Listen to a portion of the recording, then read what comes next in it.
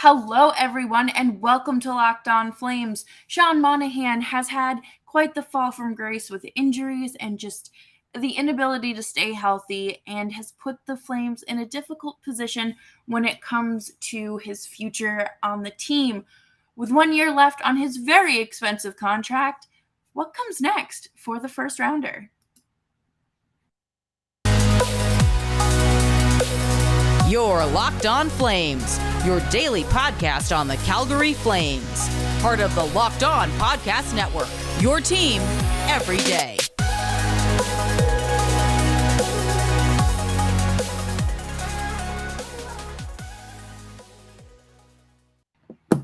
Hello, everyone, and thank you so much for tuning into Locked On Flames. As always, I'm your host, Jess Belmosto, with one half of the dynamic Monty and Johnny duo gone. What comes next for Sean Monahan?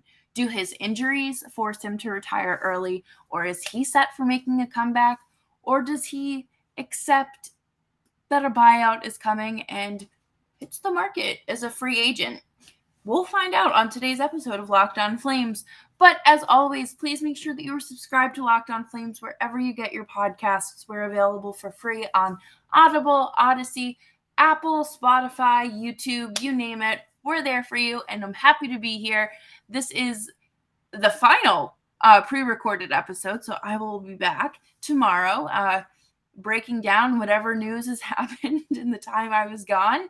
But let's talk about Sean Monahan. Who was he? Who is he? Let's paint a picture. Do him some justice. But Sean Monahan was drafted 6th overall by the Calgary Flames back in 2013 and had quite the start to his career. He really has just battled injuries. He should not be 27 years old and having problems bending over and standing back up. His hip locking, even I don't have that, and I'm so out of shape. But he was part of the core that was supposed to win, that was supposed to bring the cup back to Calgary. That core no longer exists. There's no Gio. There's no Johnny. Backlund's almost, I think his contract is up at the end of this year as well. And Sean Monahan is the only one really left there, you know? He scored 22 goals in his first NHL season, which is incredible, you know, to come onto the scene like that and make it like a 20-plus goal season. I think that a lot of players, you know, they're not getting a lot of playing time. So when you look at that first box on Hockey Reference, the NHL site, Hockey DB, wherever you're getting your stats, you'll see like 6 games, 2 goals, 1 goal in 1 game. Like, you know, it's just it's a smaller sample size, but Sean Monahan was able to play a good chunk of games he played 75 games his first season in Calgary, and that's a lot of pressure to put on a guy. So I should have prefaced and started the episode with this, but I never like making these episodes because it is not a personal attack. It is the unfortunate circumstance that is surrounding the player. And I know that Sean Monahan is not like a bad guy. He's not someone who, you know, is out there maliciously injuring himself and making himself, you know, not worth the $6.25 million or whatever it is, you know. He is just fallen into some bad luck. And it's just injury after injury. But he did score a career high 34 goals the year that the injury started. 34 goals over 78 games back in 2018.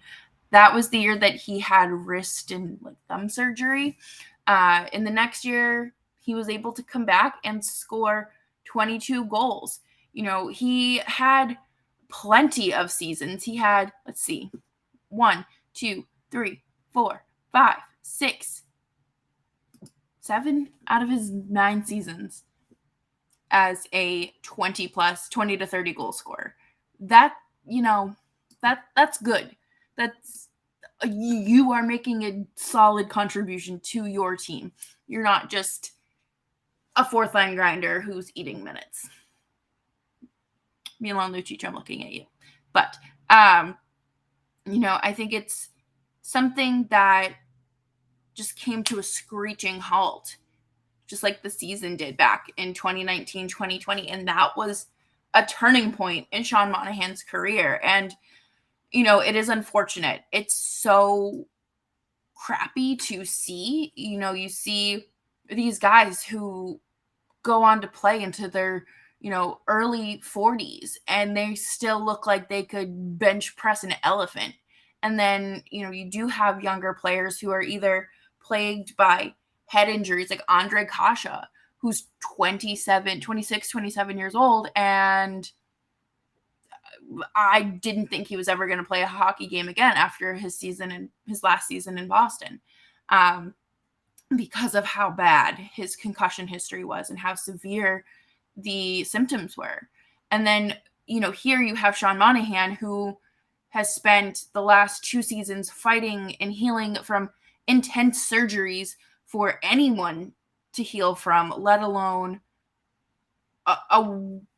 an athlete, a professional athlete who has these expectations on him.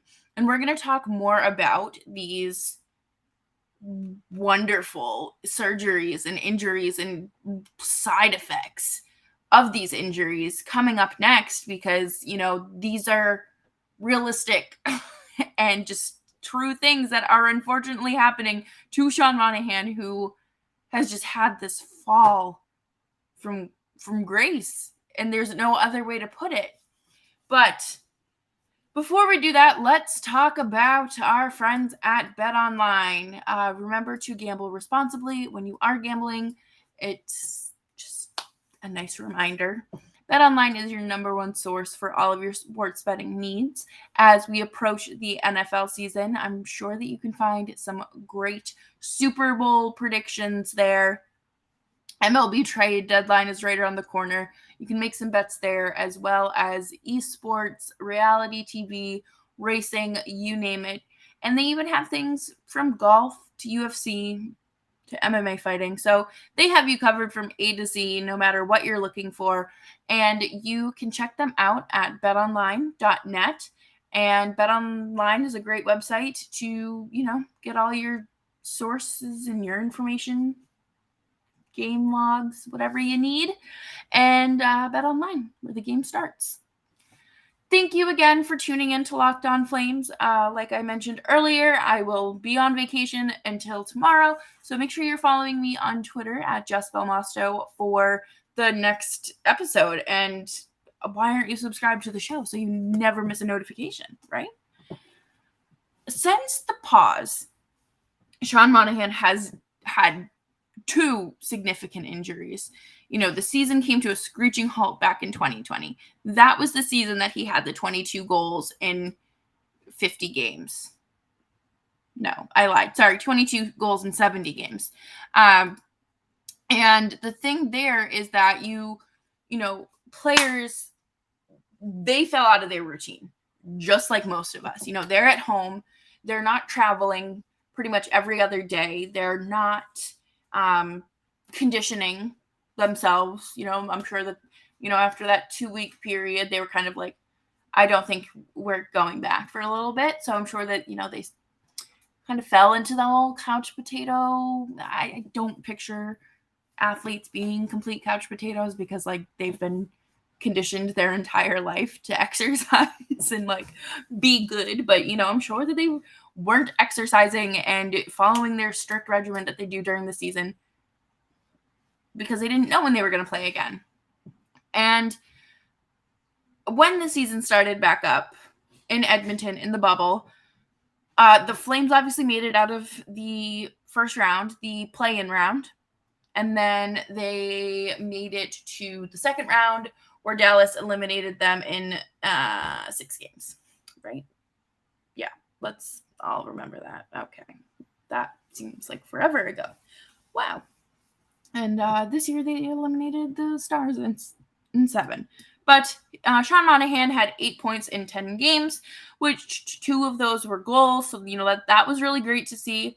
Really we didn't have any inclination of what was coming, right? You just kind of, you wait. No one was expecting anyone to pop off after 3 months off, right? And the next season is where things really took a sharp nosedive. And again, everything I'm saying here is not a reflection of Sean Monahan the person. It is about Sean Monahan the player. They are 2 separate entities. It was obvious that he was playing through something. He was not performing well. He couldn't buy a goal. He was having real problems at the face-off dot rather, and it just was not looking good. And don't forget, at this time, Sean Monahan was 25, 26 years old. No, he was definitely 25.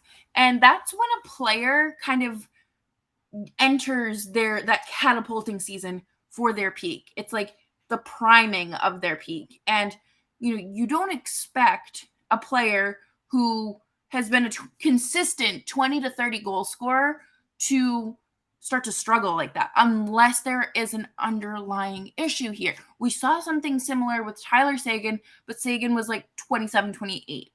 And it was so hard to watch Sean Monahan play hockey. He skated slow. He held back the second line.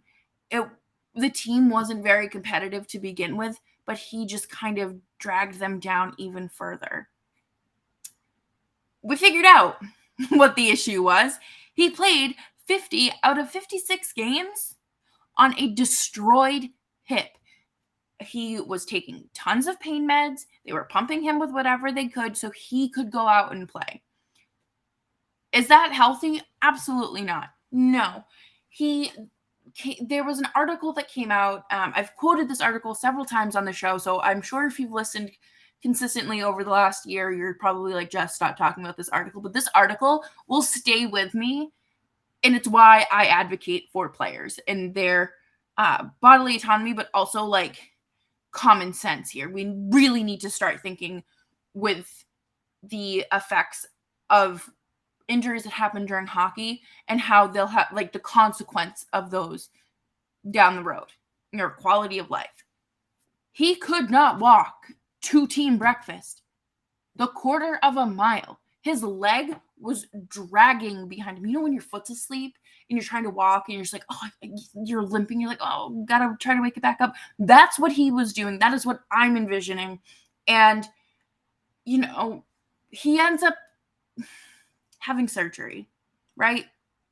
And everybody knows going into this season, this is going to be a great comeback year. He is comeback player of the year candidate.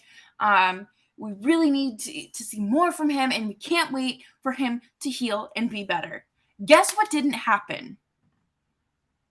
The full healing and him getting better. Monahan ended up scratched for the first time in his career based on performance against the Arizona Coyotes. You're bad when you're getting scratched against the Arizona Coyotes, okay? And he went from the second line center to a fourth liner, to a bottom 6 player at $6.5 million. So you have 12, 13 million bucks tied up in your bottom 6 in 2 players. 2 players. That is unacceptable, right? And he ends up being scratched, which was very humbling for him. And I think, kind of was okay, I got to get it together. This is something, and everyone's kind of being a little harsh on him, right? Well, short while later, comes out that he is going on LTIR due to another hip injury, but this time it is his other hip. 27 years old.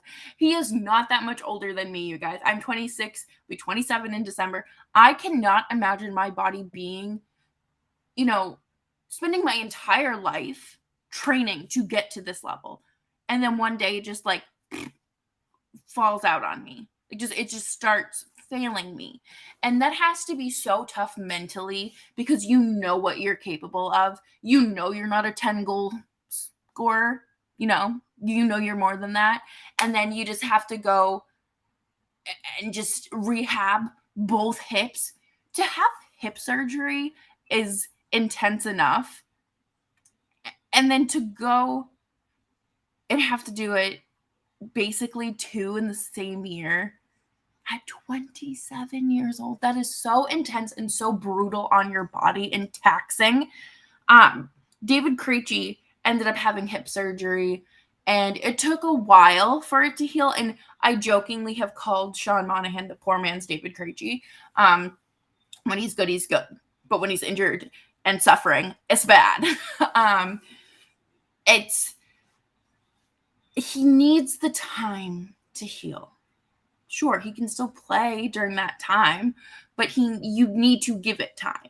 That is what this needs. And unfortunately, the more time that passes, it feels like he's just suffering more and more injuries, and that's not his fault. Obviously, something's going on.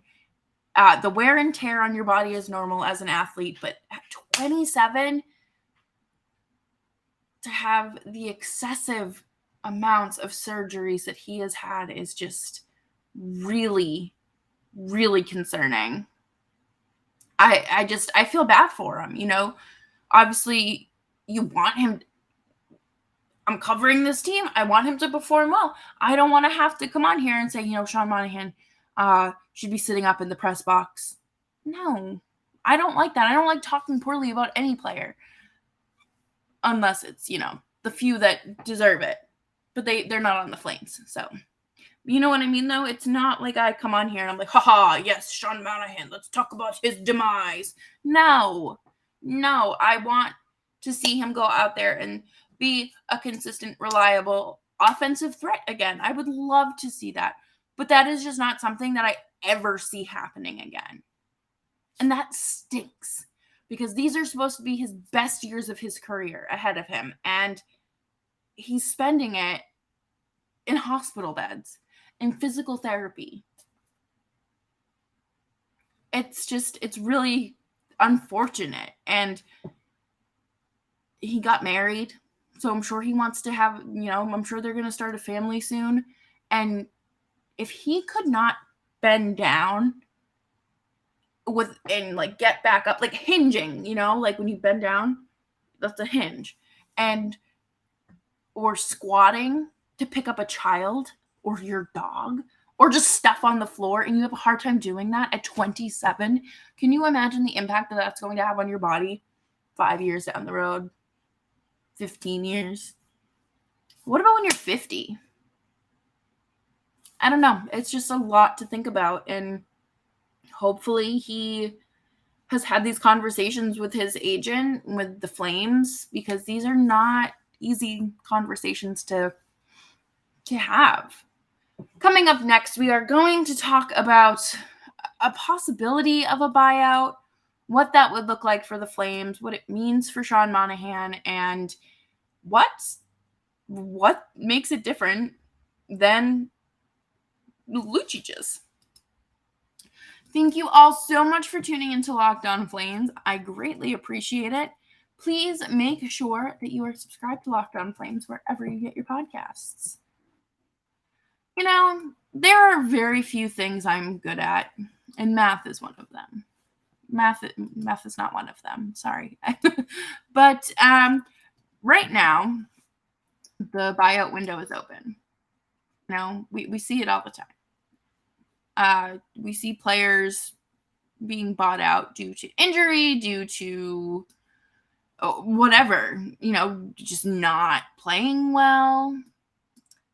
I lied. I said Sean Monahan has 1 year left on his contract. He has 2. Thought it was 1. But no, we're in 2022, so it is 1. Okay, sorry. I'm very, very bad at numbers, like I said. But buying out a player is something that happens, It is not something that is done very often. Last year, Minnesota bought out 2 players, Parisi and Suter. I could not think. I'm so sorry. But, it's not something that teams do, willy-nilly. These are things that, they have to think about it because there's implications on their cap space that season, obviously, but also in the future.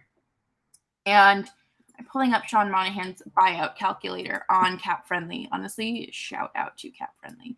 So right here it says buyout date, June 15th, 2020. So that's already passed. But he has a base salary of $6 million. He has 1 year. He's 27. Buyout ratio, 2-3. I don't know what that means. So the total cost of buying him out would be $4 million. You're saving $2 million. That, my friends, is a good amount of money. That is a very good amount of money. When you look at Lucic's buyout calculator, it shows that buying him out would save you $333,000. And that's not a lot. The buyout would span over 2 years, so it would be $2 million this year and $2 million next year. Okay. Sorry. So this is what Cap Friendly says. A Sean Monahan buyout spans 2 years and has a cost of $4 million, saving $2 million. Monahan is 27 years of age at the time of the buyout. Therefore, the buyout ratio is 2/3. With $6 million in salary remaining, the cost is $4 million, and the savings are $2 million. Buyouts span twice the length of the remaining years because there is 1 year remaining on the contract. The buyout length is 2. The buyout cap hit is displayed on the calculations below. Okay, so, I think it's important to note that the Flames would be saving a considerable amount of money here. What happens when you buy someone out? They go on unconditional waivers. They end up entering free agency. And they can sign with any team they want, or they can just not. They can take a year off or do whatever, turn in their retirement papers. It's all depending on what they want. And could you see Sean Monahan going to Columbus to play with Gadrel again? I don't know. That's just an idea that's been floated around. And it would be very interesting to see that happen. It would be interesting to see. Do I think the Flames are going to do it? No. I absolutely don't think the Flames would do a buyout. But again, I'm not in the front office making these decisions and bringing these conversations up. You know why? Because I host a podcast. But it's very good to look into these things and consider all options, considering you want to sign someone who can score you goals, and you're going to need as much money as you possibly can get. So with that, I think there's things worth looking into. Obviously, he's going to start the season on LTIR, so we have to also look into that and see how that will implicate the rest of the buyout as well. But I'll leave you with that. So, thank you so much for tuning into another episode of Locked On Flames. I'm Jess Belmosto. Subscribe to Locked On Flames wherever you get your podcasts, and I will see you all later this week for a non-pre-recorded episode where we can talk about whatever's happened over this last week.